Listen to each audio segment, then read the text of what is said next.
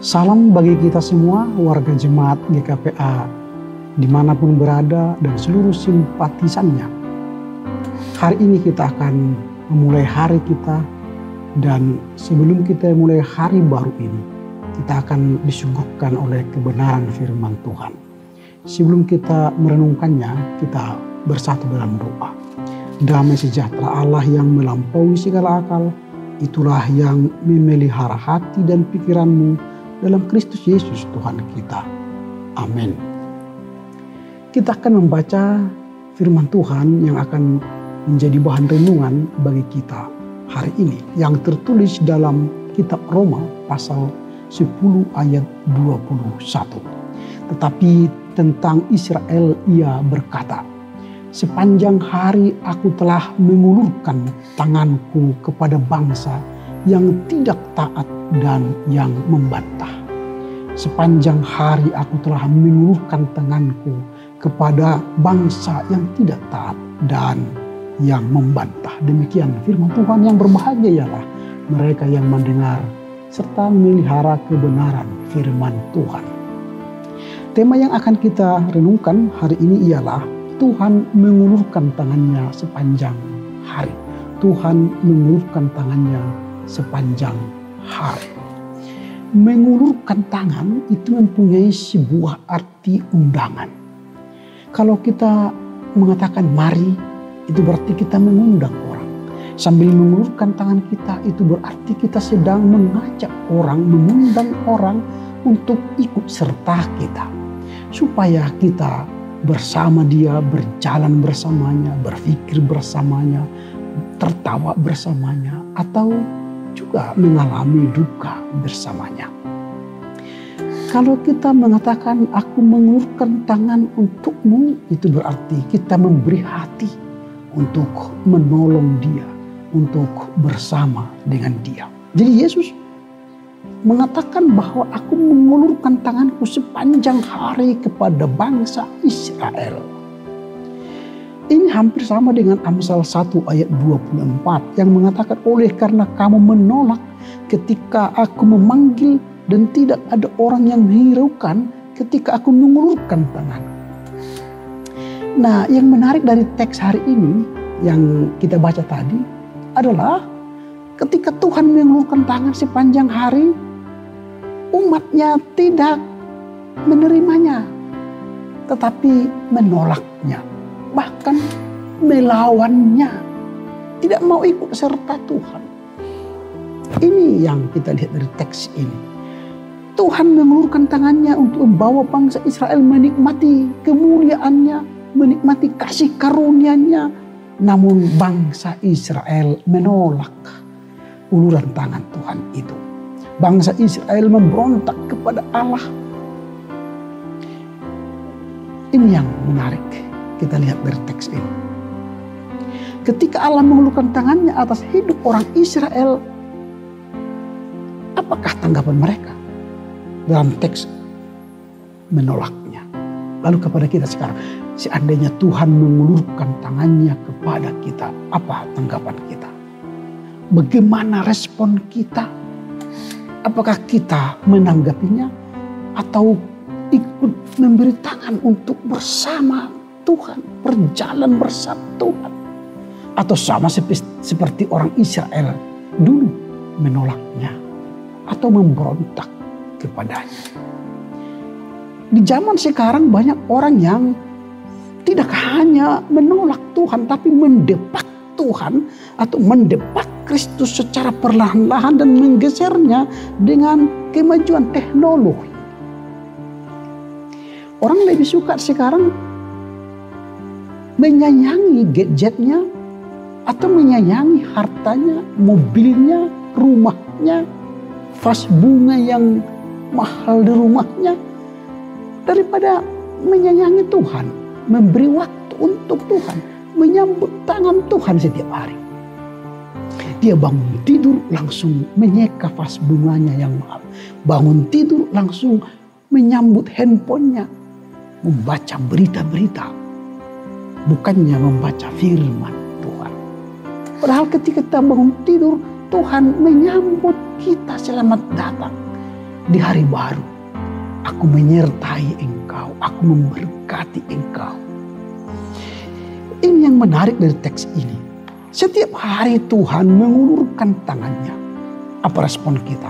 Apakah kita menolaknya atau menyambut tangan Tuhan itu untuk berjalan bersama kita?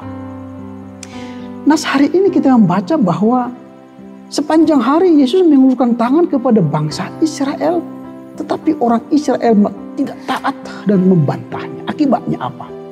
Akibatnya ialah ketika umat Israel tidak menerima uluran tangan Tuhan, maka Tuhan membuka diri kepada bangsa lain, membuka diri kepada umat lain di luar orang Israel. Itu sebab kita sekarang umat yang secara fisik, jasmani bukan umat Israel, menjadi umat Allah. Umat Israel yang menjadi umat pilihan telah disambut Tuhan, mereka menolak. Lalu umat Tuhan lainnya atau umat lainnya yang di luar umat pilihan itu menjadi milik Tuhan, karena Tuhan membuka diri kepada mereka. Dan Tuhan menyambut bangsa-bangsa yang tidak taat dulu, yang sama sekali belum menyembah Tuhan. Tuhan membuka diri kepada mereka dan mereka pun diselamatkan. Karena apa? Karena umat yang dulu tidak menyembah Tuhan memberi diri menerima undangan Tuhan, uluran tangan Tuhan itu. Itu makanya umat-umat di luar, orang Israel, orang Batak, orang Jawa, orang Eropa, orang Manado, itu menjadi umat pilihan Tuhan, umat Tuhan yang diselamatkan. Ini yang menarik dari teks ini. Ketika mereka tidak menerima respon Tuhan itu, maka Tuhan membuka diri untuk menyelamatkan umat lain. Apakah Paulus mengatakan umat Tuhan itu ditolak atau Tuhan tidak menerima umat Israel? Tidak, sesekali tidak. Tuhan terus-menerus mengajak atau mengulurkan tangan kepada umat Israel, kepada umat yang walaupun menolak dia, tapi tangan Tuhan tidak sesekali menolak mereka, tapi terus menerus mengulurkan tangan bagi mereka. Allah tidak pernah menolak umat pilihannya datang kembali kepadanya. Walau seperti pengalaman Nabi Elia yang begitu kejam, dia berkata bahwa Tuhan, nabi-nabimu telah mereka bunuh, mesbah-mesbahmu telah mereka runtuhkan, hanya aku sendirilah yang tinggal atau yang masih hidup. Bahkan mereka pun ingin mencabut nyawaku. Lalu apa jawaban Tuhan? Jawaban Tuhan mengatakan begini, aku masih meninggalkan 7.000 orang bagiku yang tidak pernah sujud menyembah Baal. Itu kita baca nanti Roma 11 ayat 1-4. Artinya walau banyak bangsa yang menolak, tetapi ingat masih ada orang yang setia kepada Yesus. Termasuk Paulus. Paulus menjelaskan bahwa aku pun setia bersama Yesus.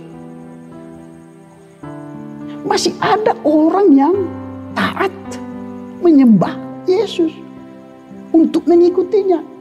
Maka Paulus berkata, aku sendiri orang Yahudi percaya kepada Yesus dan membuka diri kepada Yesus. Selain orang-orang Israel yang tidak mau taat itu, tapi masih banyak orang-orang Israel yang lainnya yang taat kepada Yesus, dan mungkin bangsa-bangsa lain yang tidak taat kepada Yesus, yang mau mengikut Yesus. Nah, itu dulu umat Israel menolak Yesus. Sekarang apakah ada umat Kristen yang menolak Yesus? Banyak. Orang-orang Kristen sekarang hidup dikepung oleh dunia yang materialis. Kita ini sekarang dikepung oleh dunia yang materialis. Artinya materialisme membuat kita menjauh dari Tuhan atau mendepak Tuhan, atau membuat kita berbantah dengan Tuhan. Atau mungkin filosofi-filosofi dunia yang jahat membuat kita membantah Tuhan atau menolak Tuhan. Itu zaman sekarang. Karena itu Paulus berkata, orang yang mau ikut Tuhan harus punya integritas iman yang kuat. Dia harus berani menghilangkan nyawanya atau menghilangkan hidupnya. Kalau Paulus mengatakan orang yang seperti ini adalah orang yang berani bunuh diri, artinya membunuh keinginan dagingnya supaya integritas imannya hidup. Kalau dalam bahasa Alkitab dikatakan dia kehilangan nyawanya. Paulus mengatakan bahwa inilah orang-orang yang kehilangan nyawa tadi, inilah orang-orang yang mati bagi dunia dan hidup bagi kemuliaan Allah. Walau kita mati diri kepada dunia, tetapi kita hidup untuk kemuliaan Allah. Walau nyawa kita mati bagi dunia, tapi hidup untuk kemuliaan Allah.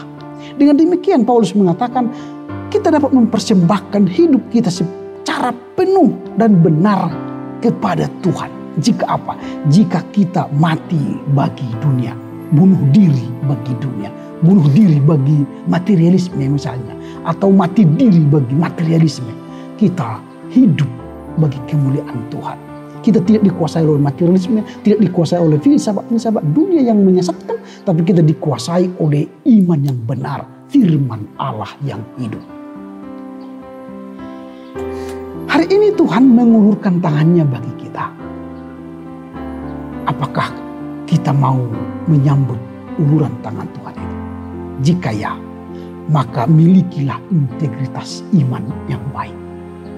Dengan cara kalahkanlah materialisme, kalahkanlah filosofi dunia yang mengepung hidup kita. Janganlah berbantah dengan Tuhan, janganlah menolak uluran tangannya, tapi punya integritas iman, hidup bersama Tuhan. Sambutlah tangan Tuhan dengan keyakinan hidup bersama Tuhan. Kita akan beroleh kasih karunia dan kehidupan yang kekal. Amin.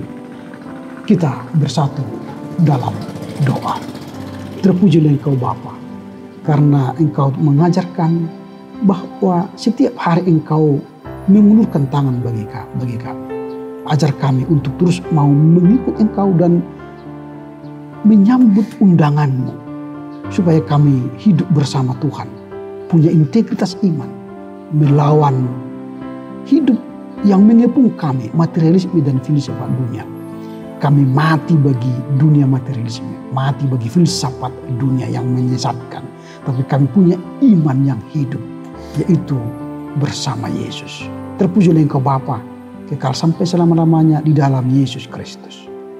Amin. Selamat berkarya untuk Tuhan, jaga kesehatan, dan hidup yang bahagia. Horas, horas, horas.